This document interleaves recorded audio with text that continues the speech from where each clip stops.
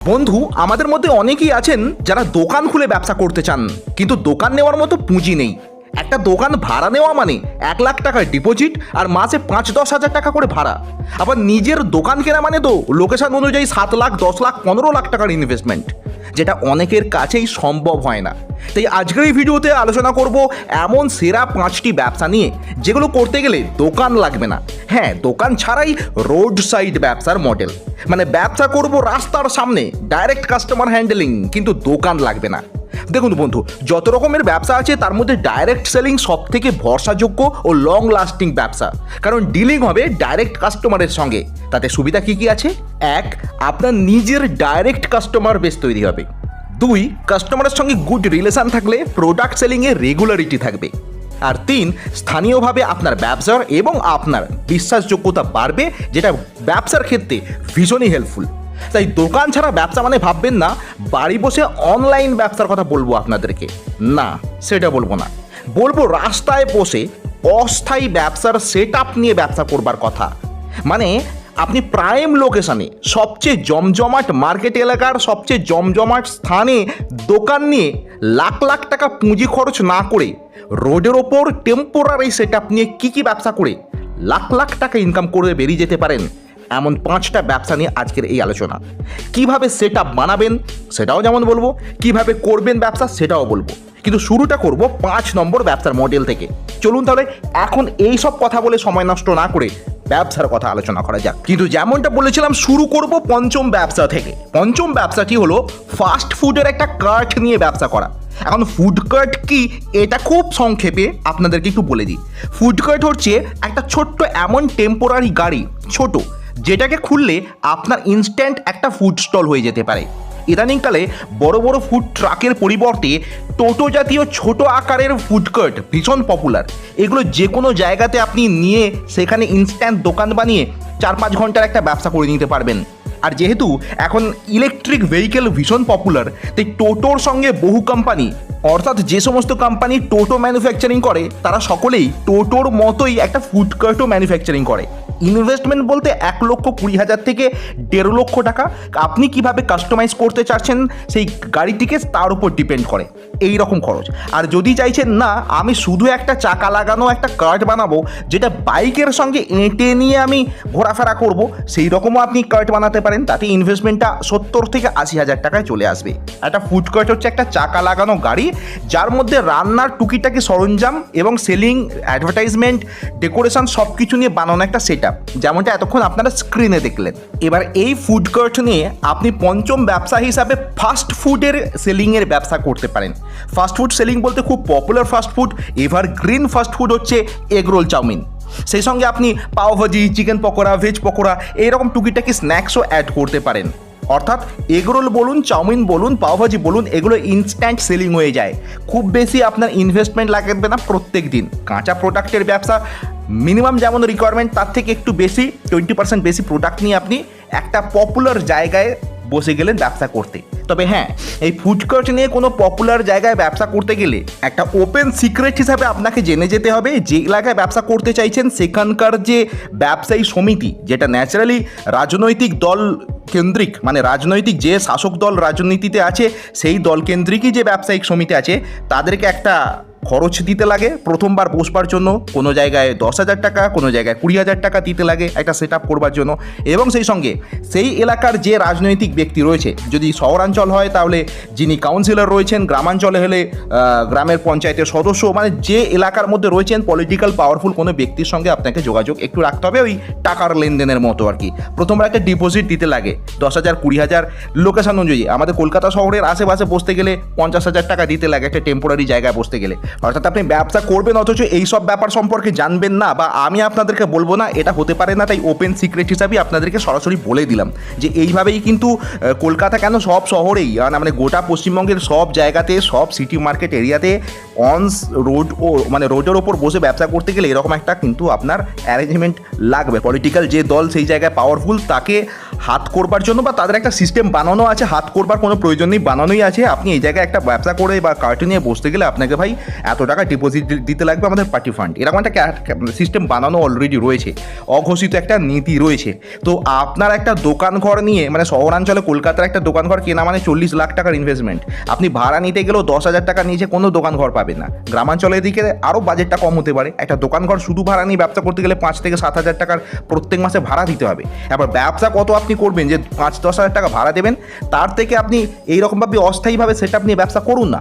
যদি দেখেন ব্যবসা ভীষণ পপুলার হয়ে গেছে আপনার, তখন আপনি দোকানের কথা ভাববেন যে আপনার কাস্টমার বেস তৈরি হয়ে গেছে, এখন দোকান নিলে আপনার লসে যাওয়ার কোনো সম্ভাবনা নেই, তখন আপনি দোকান নিয়ে নিন।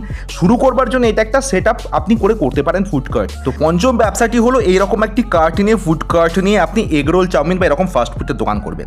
এবার আসি চতুর্থ ব্যবসার মডেল, এবং সেটাও ফুড কার্ট নিয়ে, এবং এক্ষেত্রে আপনার প্রোডাক্ট হবে আরও একটি ভীষণ পপুলার, ইদানিংকালে খুব ডিমান্ডিং একটা প্রোডাক্ট, সেটা হচ্ছে মোমো। এখন মোমো ভাববেন না একরকমই হয়। মোমো স্টলে, মানে যেটা পার্টিকুলারলি মোমোর জন্য স্টল, সেখানে অ্যাট এ টাইম 10-12 রকমের মোমো বিক্রি হয়। Steam momo, fried momo, veg momo, গন্ধরাজ মোমো, এগুলো সব পপুলার কয়েকটা মোমোর নাম যেগুলো আমরা জেনে থাকি। এছাড়াও ভিতরে চিজ ফিজ এটা ওটা দিয়ে বিভিন্ন রকম মোমো হয়। আপনার যদি এই রকম মোমো বানানোর একটু নিজের বাড়িতে বানানোর অভিজ্ঞতা থাকে বা এই কাজটাকে নিয়ে আপনি শিখতে চান, শিখে যেতে পারেন। মোমো নিয়ে আপনি কিন্তু স্টল বসাতে পারেন যে কোনো জায়গায়। মোমো ভীষণ পপুলার ফুড। মোমোর স্টল করলে আরও একটা প্লাস পয়েন্ট হচ্ছে এখান থেকে আপনি বিভিন্ন জায়গায় বুকিং নিতে পারেন, বিভিন্ন প্রোগ্রামে বুকিং নিতে পারেন, বিয়েবাড়ির মতো অনুষ্ঠানগুলোতে আপনি বুকিং নিতে পারেন। এই সুযোগটা কিন্তু মোমোর কার্টগুলোতে থেকে থাকে। 3 নম্বর আর একটা ব্যবসা করতে পারেন এই রকমেরই কার্ট নিয়ে, সেটা হচ্ছে জুস ও আইসক্রিম বিক্রি করতে পারেন। আর পুরাতন ধান ধারণায় বসে থাকার দরকার নেই যে জুস শুধুমাত্র ফ্রুট জুস বলুন বা আইসক্রিম বলুন শুধুমাত্র গরমকালের ব্যবসা, একেবারেই নয়। Whole time, whole the year ব্যবসার মডেল হচ্ছে জুস ও আইসক্রিম।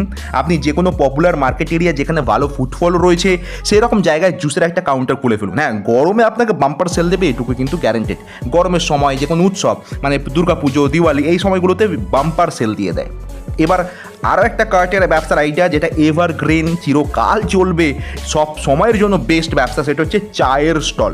হ্যাঁ, আপনি মানুন বা না মানুন, একটা চায়ের স্টল থেকে 50 থেকে 60% প্রফিট মার্জিন গেন করা যায়। এটা আপনাকে জানতেই হবে।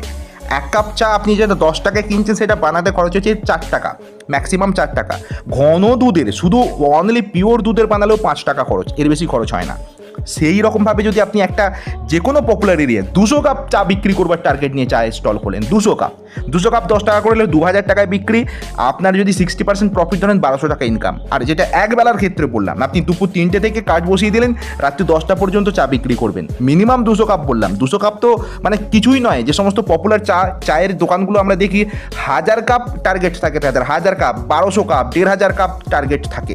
তো এইরকম একটা চায়ের দোকান কিন্তু, মানে চায়ের স্টল যে কোনো জায়গায় নিজের একটা ব্র্যান্ডিং করে চায়ের স্টল খুললে আপনি ভালো প্রফিট তৈরি করতে পারবেন। তাও আমি তো আপনাদের হিসাব দিলাম শুধুমাত্র নর্মাল 10 টাকার কাপের চায়ের। 10 টাকার কাপে শুধু চায় নিয়ে তো আপনি ব্র্যান্ডিং করে চা বিক্রি করবেন না, আপনি টার্গেট করবেন বিভিন্ন ধরনের ফ্লেভার টি, যেমন কার্ডামাম টি, জিঞ্জার টি, তারপর চকলেট টি বা তন্দুরি টাইপের চা, যেগুলো 20 টাকা 30 টাকা একটা কাপের দাম পড়বে। আপনি এখন বিস্কিট কাপ উঠেছে, বিস্কিট কাপের চা সার্ভ করতে পারেন, 40 টাকার দাম পড়বে, বিস্কিট সমেত খেয়ে নিতে পারবে, খুব টেস্টি হয় চা এই কাপে দিতে গেলে। তো যাই হোক না কেন, এইরকমভাবে আপনি টোটাল সেট আপ করে যদি 200-300 কাপ চা বিক্রি করতে পারেন সারাদিনে, যেখানে 10 টাকা থেকে 20, 25, 30 টাকা পর্যন্ত কাপের দাম থাকবে, আপনি জানবেন যে 4-5 ঘন্টার একটা সন্ধ্যাকালীন পার্ট টাইম ব্যবসাতে আপনি একদিনে 1,500 থেকে 2,000 টাকা রোজগার করে বাড়ি নিয়ে যেতে পারবেন। সেরকম ক্যাপাসিটি রয়েছে চায়ের ব্যবসায়, এবং একটি হোল টাইম ব্যবসা। শুধু মনে রাখবেন কার্টের কথা আমি আপনাদের বারবার কেন বলছি, কার্টে বসে ব্যবসা করলে শীত, গ্রীষ্ম, বর্ষা, কার্টে আপনার ভরসা। অর্থাৎ টেম্পোরারি সেট আপে বর্ষাকালগুলোতে অসুবিধা হয়, শীতকালগুলোতে একটু অসুবিধা হয় ঠান্ডার মধ্যে, কিন্তু কার্টে নিয়ে করলে আপনার ইনভেস্টমেন্ট প্রথম দিকে একটা কার্ট বানাতে আমি যেমন হিসাব দিলাম আপনাদের 1,20,000 টাকা মতো খরচ পড়তে পারে টোটো সেট আপ নিয়ে বসতে গেলে। তো হতে পারে খরচ, কিন্তু এটা আপনার শীত, গ্রীষ্ম, বর্ষা ব্যবসাকে ধরে রাখার জন্য হেল্প করবে। এবার আসি 1 নম্বর ব্যবসার মডেল, যে ব্যবসাটা ভীষণই পপুলার, সব জায়গাতে একটা না একটা এই কাউন্টার আপনি পাবেন, সেটা হচ্ছে বিরিয়ানির কার্ট। হ্যাঁ, ব্র্যান্ডিং করে আপনি বিরিয়ানি কার্ট নিয়ে ব্যবসা করতে পারেন। বিরিয়ানি যদি একদম অথেন্টিক বিরিয়ানি হয়, যে কলকাতা স্টাইল ফ্লেভারফুল বিরিয়ানি যদি আপনি বানাতে পারেন, তাহলে বিরিয়ানি আপনি বাড়িতে বানান, কারণ বিরিয়ানি বানাতে কম জায়গা লাগে না, অনেকটা জায়গা লাগে। এবার সেই বিরিয়ানির হাঁড়ি নিয়ে কার্টে করে চলে আসুন আপনার একটা সেন্টার পয়েন্টে। বিরিয়ানির ব্যবসা ভীষণই প্রফিটেবল ব্যবসা। একটা 100 টাকা বা 110 টাকার যে আমরা প্যাকেটে বিরিয়ানি কিনি, সব থেকে লোকাল চিপেস্ট রেটে যেটা কিনি 110 টাকা 120 টাকা বিভিন্ন জায়গাতে এইরকম প্রাইসে পাওয়া যায়। সেই বিরিয়ানিতে আপনি বিশ্বাস করবেন না 50 টাকা খরচ হয় না।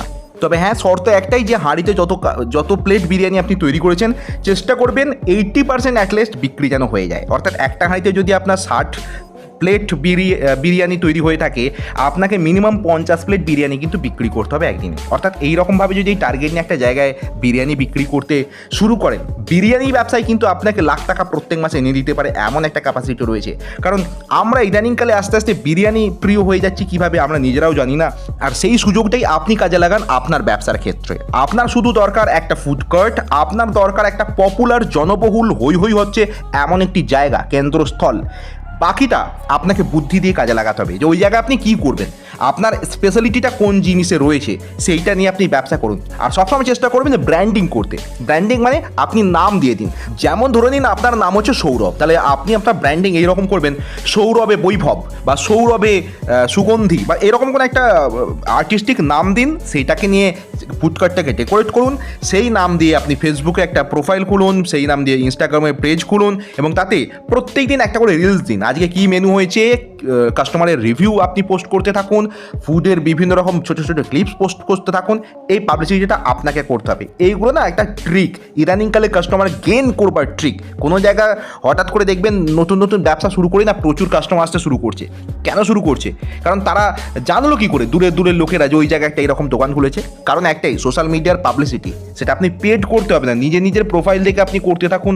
এতে কিন্তু আপনার কাস্টমার প্রথম দিকে গেইন হয়ে যাবে। কাস্টমার একবার গেইন হয়ে গেলে আর আপনার কোয়ালিটি যদি ঠিকঠাক থাকে, আপনার ব্যবহার যদি ভালো থাকে, তাহলে সেই কাস্টমার আপনার দোকান থেকে কোনোদিনও যাবে না। এইভাবেই ব্যবসা শুরু করতে হয় বন্ধু। ছোট করে ব্যবসার আইডিয়া দিলাম। পার্মানেন্ট দোকান ঘর না নিয়ে ছোট্ট একটা ফুড কোর্টে 1-1.5 লাখ টাকার মতো ম্যাক্সিমাম ইনভেস্ট করে আপনি এইরকম যে কোনো একটা ব্যবসা নিয়ে শুরু করতে পারেন আপনার ভবিষ্যতের যাত্রাপথ। শুভেচ্ছা নেবেন বন্ধু, ভালো থাকবেন, ব্যবসা করবেন, এগিয়ে যাবেন আরও বেশি করে। আর যা তথ্য প্রয়োজন লাগবে ব্যবসা সংক্রান্ত আমাদের চ্যানেলে কমেন্ট করে জানাবেন, আমরা সেই বিষয়ে আপনাদের সামনে তথ্য তুলে ধরবো। ধন্যবাদ।